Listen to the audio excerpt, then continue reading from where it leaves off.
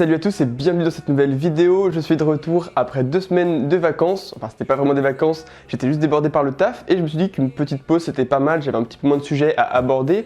Mais on se retrouve aujourd'hui pour cette nouvelle vidéo avec quelque chose de plutôt pas mal parce qu'on va voir le deuxième épisode de cette petite série sur élever une colonie de fourmis de A à Z, d'une fondation à une colonie. Et on se retrouve avec cette petite colonie de Messor Barbarus, une petite fondation même je dirais, qui a plutôt pas mal évolué. C'est pour ça d'ailleurs que je fais cette vidéo. D'ailleurs vous avez été vraiment pas mal à proposer des noms sympas, donc je vais en afficher un ou deux ici qui ont été particulièrement drôles et intéressants. Mais on choisira le nom à la fin de la vidéo, histoire d'augmenter le watch time, non tout simplement parce que là on va d'abord passer sur le tuto et à la fin pour ceux que ça intéresse, on verra quel nom j'ai décidé de garder pour cette petite Messor Barbarus qui va nous accompagner toute l'année. Juste avant de commencer cet épisode, pour ceux qui n'ont pas vu la première vidéo, on va faire un rapide résumé. Donc je vais laisser le Anthony de la pièce d'à côté vous faire le résumé et on se retrouve tout de suite pour le deuxième épisode. Yo, c'est le Anthony de la pièce d'à côté. Dans la première vidéo que je vous conseille vraiment d'aller voir si vous ne l'avez pas vue, on s'est tout simplement concentré sur comment on fait dès qu'on a sa première fondation de fourmis, donc avant les ouvrières. Moi dans mon cas, on avait fait un unboxing parce que j'avais reçu par la poste une Messor Barbarus, une reine Messor Barbarus. Mais tous mes conseils s'appliquent à la plupart des autres espèces. Mais ici j'ai choisi de me concentrer sur des Messor Barbarus. Donc on avait fait un petit unboxing, puis j'avais montré quelques images et vidéos de cette dernière. Ensuite, ce qui ressort principalement de la vidéo, c'est tout simplement que lorsqu'on a notre première fondation, on peut être tenté de les regarder très souvent, mais il faut tout simplement la placer donc dans un tube à essai, ça bien entendu, mais placer ce tube à essai dans un endroit calme et sombre et la laisser tranquille jusqu'à l'apparition des premières ouvrières, environ un mois et demi. Et voilà, essayer de vraiment limiter un maximum le stress qu'on peut générer en la regardant tous les jours pour qu'elle puisse se développer tout simplement de façon optimale parce que ça reste un stress cette période pour les fondations. Et j'avais aussi proposé d'essayer de nommer cette reine Messor Barbarus qui va nous suivre toute l'année parce que du coup il y aura plusieurs vidéos à chaque nouvelle étape. Et là, la première étape c'était la période de fondation et aujourd'hui la vidéo ce sera la deuxième étape, c'est-à-dire dès qu'on a les premières ouvrières. Et la vidéo la prochaine, ça sera sûrement la mise en nid ou la connexion à l'ère de chasse parce que c'est pas encore l'objet de cette vidéo. Et bien sûr, à la fin de cette vidéo, on choisira le fameux nom qu'on va décerner à notre Gin Messor Barbarus. Voilà, j'espère que vous allez apprécier cette vidéo et c'est parti. Donc voilà, vous avez vu un peu le premier épisode, ce qu'on a fait, ce qu'on a vu. Et comme je l'avais dit, dès les premières ouvrières, j'allais faire une seconde vidéo et ça tombe bien parce qu'on a les premières ouvrières Messor Barbarus.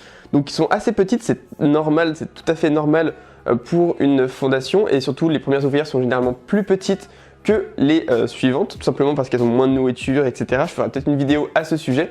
Je les ai d'ailleurs transférés dans un autre tube à essai, donc j'espère qu'on verra aussi bien, mais il est un petit peu moins transparent, donc j'espère qu'on verra quand même bien, tout simplement parce que j'avais plus d'autres tubes à essai en stock. Et le but aujourd'hui de cette vidéo, ça va être de voir ce qu'on fait, ça va être de voir aussi comment les nourrir, etc. Donc là j'ai pris le cas des Messor Barbarus, mais bien sûr ça s'applique à toutes les espèces, enfin pas toutes non plus, mais on va dire 90% des espèces. Donc dans notre cas pour des Messor Barbarus, qu'est-ce qu'on va devoir faire? Ce qu'il va falloir faire, c'est tout simplement de les nourrir avec des graines. Donc là moi j'ai un petit sachet de graines, c'est des graines de pissenlit que vous pouvez trouver dans la nature en faisant bien sûr attention à ce qu'il n'y ait pas de pesticides, mais vous pouvez aussi en acheter. Voilà, il y a différentes boutiques, même il faut juste en fait des graines assez petites, surtout au début lors de la fondation. Donc moi j'ai décidé de leur donner celle-ci pour commencer. J'ai aussi un autre mélange de graines assez petites qui vont me permettre de varier les graines. Et je donnerai une fois par semaine un petit bout de jambon, de poulet, d'œuf, voilà, quelque chose comme ça pour donner un petit peu de protéines. C'est très important de varier à la fois les protéines et les glucides donc faits avec les graines.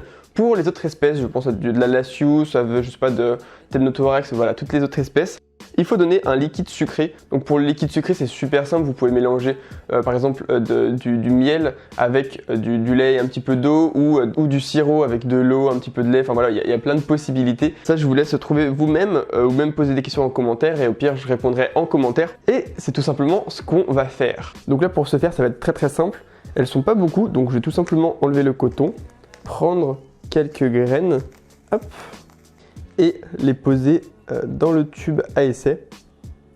Donc pour l'instant je vais juste mettre des graines, donc voilà, je les ai mis un peu en vrac, hop, et voilà, donc c'était vraiment très simple, donc j'ai pas non plus pris du temps pour zoomer, etc.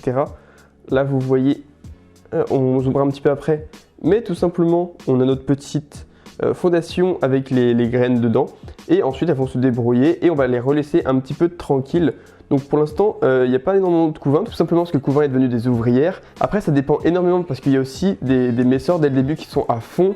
Celle-ci elle a l'air d'être un petit peu plus calme, mais on ne sait jamais, sur le long terme ça peut aussi beaucoup évoluer. Voilà, il y a de tout, il y a des fondations assez lentes, des beaucoup plus rapides, il y a de tout, ça reste très divers et varié. Ok, donc maintenant on se retrouve dans la dernière partie de la vidéo. On va tout simplement donner le petit nom à cette Gine Messor Barbarus. Vous avez été très nombreux et je vous en remercie, avec des noms comme Déméter, Francine, Chuck Noland, enfin il y avait vraiment beaucoup. Je vous laisse faire pause pour lire tous les noms. Il y en avait des vraiment très sympas. Il y en avait même des assez drôles comme Billy pour Billie Jean, Barbarbelle pour une belle Barbarus. Voilà, il y avait des noms vraiment super sympas. Barbara la Barbarus, voilà, je vais pas tous les dire, mais franchement il y en avait qui valaient le détour. J'ai pas mis tout le monde, je suis désolé, vous avez vraiment été beaucoup. Il y avait plus de 80 commentaires sur la vidéo. Donc franchement merci à vous, ça vous a vraiment plu. Et voilà, pour choisir j'ai tout simplement fait un sondage sur Instagram. Je pense que la prochaine fois que je ferai un sondage je le ferai à la fois sur Instagram et YouTube. Mais le résultat, le nom final qu'on va donner à cette Gine Messor Barbarus, c'est tout simplement Barbara la Barbarus, proposé par notre ami Théas Art Gallery. Donc voilà, ça sera le petit nom qu'on va lui donner, Barbara. Franchement, je trouve que ça lui va carrément bien. N'hésitez pas à me dire si vous trouvez que ça lui va bien en commentaire. N'hésitez pas à poser vos questions aussi en commentaire. N'hésitez pas à liker parce que c'est un format qui prend beaucoup de temps. J'espère que ça vous a plu. Il y aura des vidéos du coup toute l'année. Voilà, je le dis pas assez souvent. Merci à tous les membres de la chaîne qui soutiennent la chaîne. Merci aussi à tous ceux qui sont abonnés, tous ceux qui likent et qui commentent. Ce guide va nous suivre toute l'année et à la fin ça vous fera un guide d'une dizaine de vidéos avec des articles écrits. Vous pouvez aller voir en commentaire pour faire vraiment quelque chose d'assez complet qui va vraiment vous aider sur un an. Je pense que c'est vraiment pas mal et que ça va vous aider. Voilà, j'espère que vous avez kiffé la vidéo. N'hésitez pas à liker, à commenter, à partager et on se dit à la prochaine. Allez, bye bye tout le monde.